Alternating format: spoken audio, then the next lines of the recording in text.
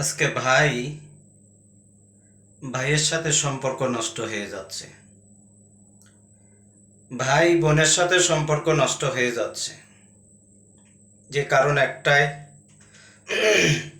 ভাই যখন বিবাহ করে, বিয়ার পরে সে তার বউয়ের কথা ধরে ভাই সম্পর্ক সে নষ্ট করে দেয়, ভাই বোনের সম্পর্ক সে নষ্ট করে।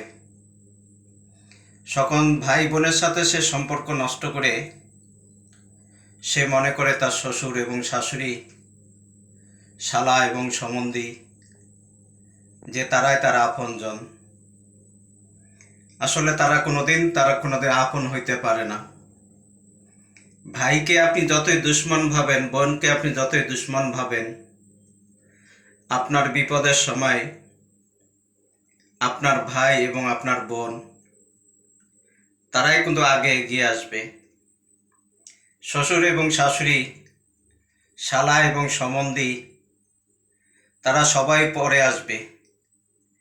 যেই কারণে তারা পরে আসবে, যে তারা চিন্তা করবে তার তো ভাই আছে, তার বোন আছে, কিন্তু তারা তো এই জিনিসটা চিন্তা করলো না যে তার ভাই এবং বোনের সাথে তার সম্পর্কটা আমরা বিচ্ছিন্ন করে দিছি। বিপদের সময় যদি ভাই এবং বোন যদি আগিয়ে আসে, আর বিপদের পরে যদি শ্বশুর এবং শাশুড়ি আসে, তাহলে তাদের তো কোনো দরকার হয় না।